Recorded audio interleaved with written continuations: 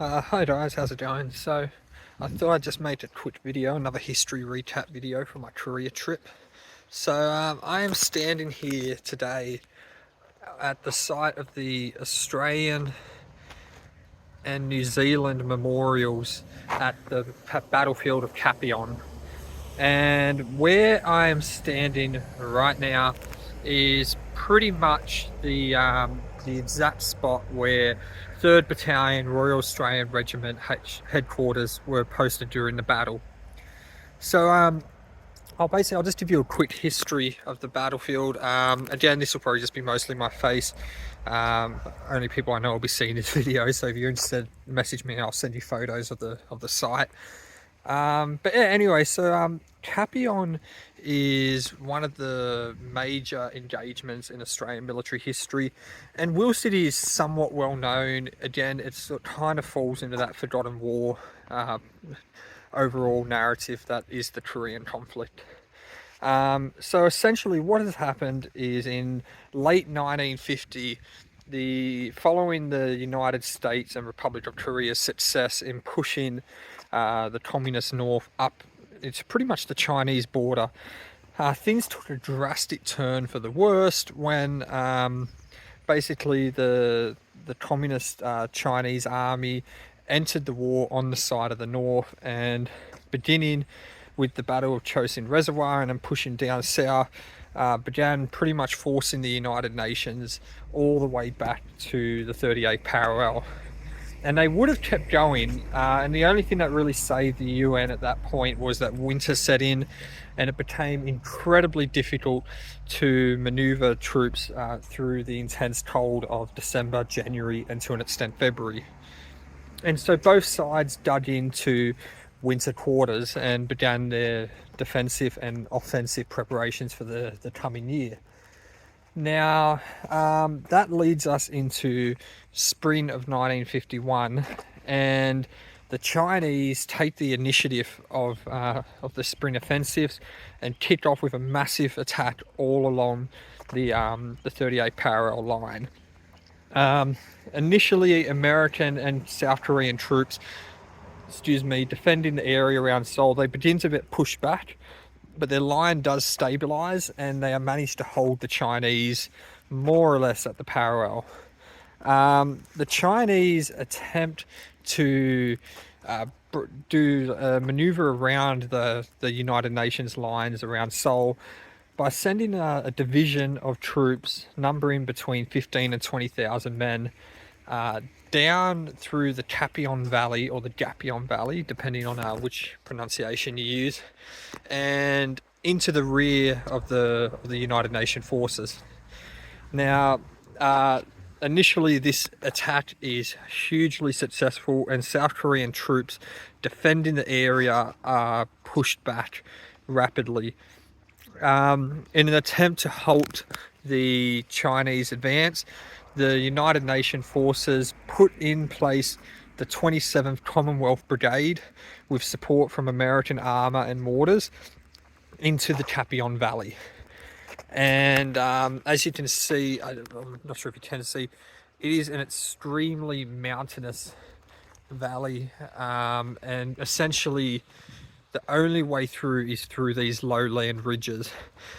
We often see the paintings and depictions of Kapyong fighting on hilltops.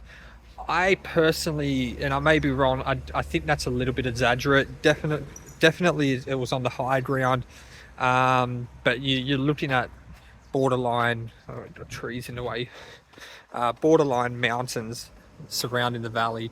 So all these, my understanding is, you had on this side of the valley, you had the 3 RAR positioned up on the ridge of the wall of the valley, and then opposite that was the Princess Patricia's Light Infantry of the Canadian Army. In reserve was the 1st Middlesex Regiment of the British Army, and then in support was the 16th New Zealand Field Artillery Regiment, which would play a key role in the battle. On the 22nd of April, the Chinese break through the South Korean lines and heading straight for Kapyong. And it's on the 23rd, in the evening of the 23rd, that the elements of 3RAR encounter the forward wave of the Chinese division. At this point, you're looking at approximately 2,000 Commonwealth troops up against, again, 15 to 20,000 Chinese. Yes, the Commonwealth do have the advantage of defensive positions, but these are very hastily dug foxholes and trenches, and they're not really that much of a formidable obstacle. So in the evening, the Chinese begin their relentless attack against 3RAR. Pretty much right here. They would have been coming from that direction back there. And as they're swarming through the valley, they're attacking in a wave formation that is designed just to overrun and overwhelm the Commonwealth troops with sheer numbers and manpower. Throughout the night of the 23rd and into the 24th, the Australians hold their position. At one point, the line is overrun. I may be mistaken. I think it was in C Company's position. However, with a bayonet charge, they were able to resecure those lines. There was one point in the night where the Australian major in command, and I've forgotten his name, you'll have to forgive me, called the American headquarters and requested support. By the way, those American tanks that we had mentioned earlier had already been pushed back. They were long gone. And the Americans basically, or not basically, they literally said, you can't be the Australians. Everyone in that valley was wiped out. And to which the major replies, we are still here. We are staying here. Stuff you, send help. And yeah, so basically, you know, he sticks his heels in the ground and they defend this line. Eventually, the Americans do send some help. They send over a bombing run by American fighters, and they drop napalm on the Chinese lines. One of these napalm explosions does hit the Australian line, which does have Chinese intermingled into it.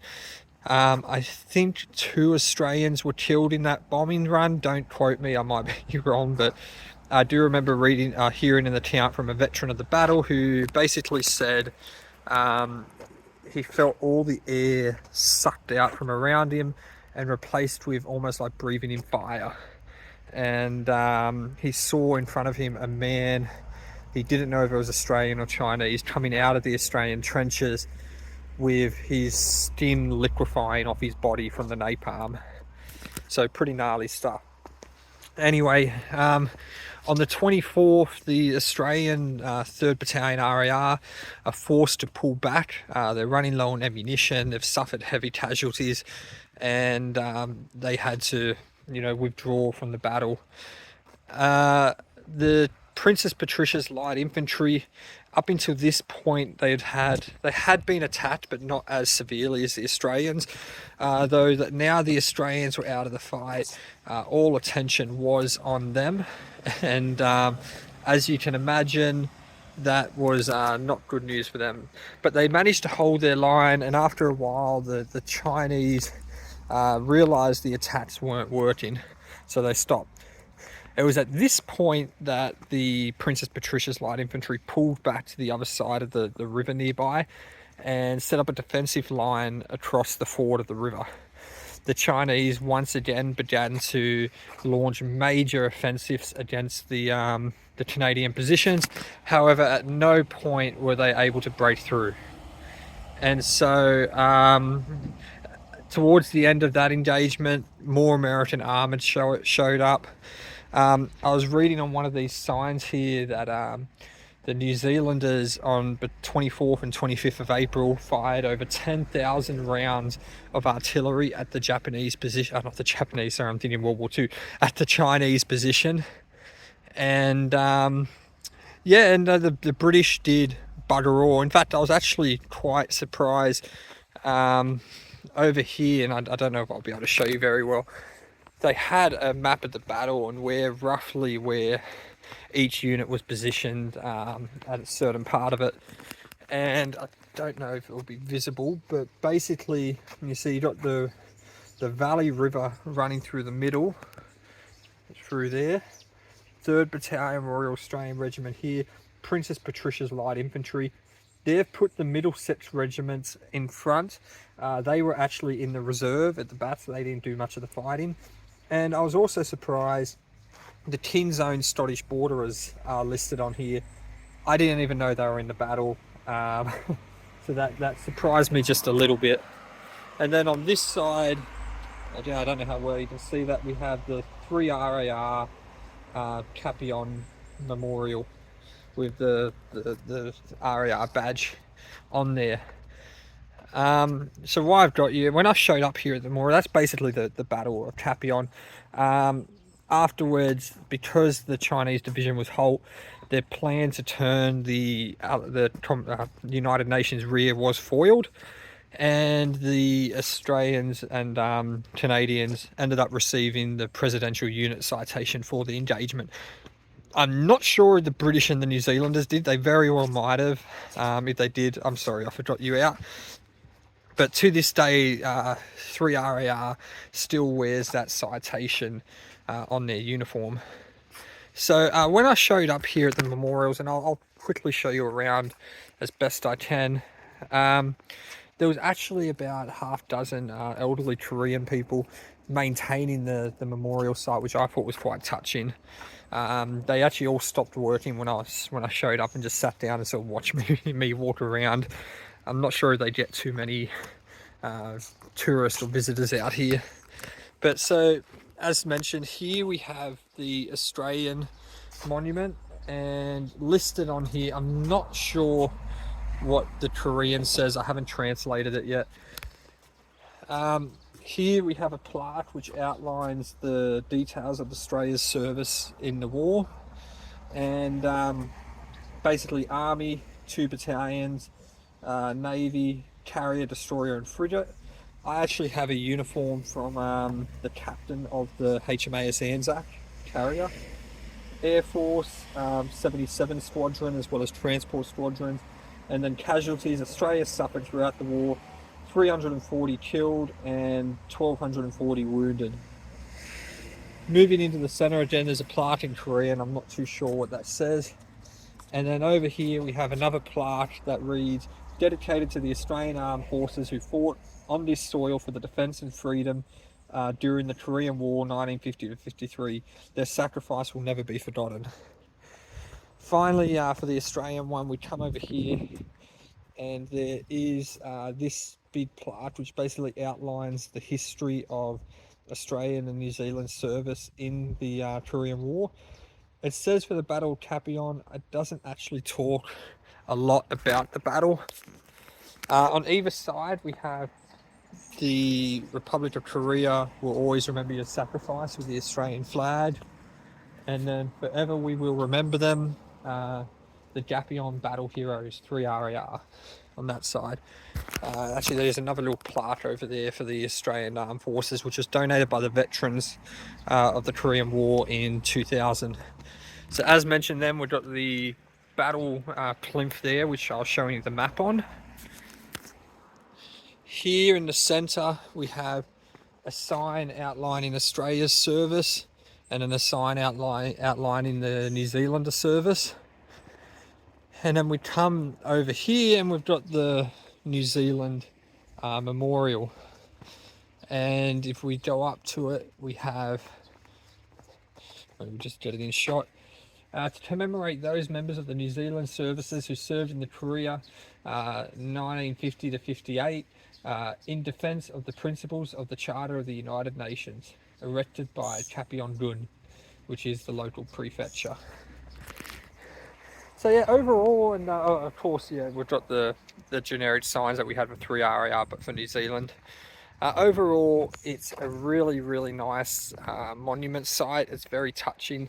And like I said, I'm immensely grateful to the local people who take the time to clean and maintain this site. I don't know if they're volunteers, I don't know if they're paid. They didn't look like paid workers to me. They all came here on their own little bikes, and none of them spoke English, so I wasn't able to communicate very well with them.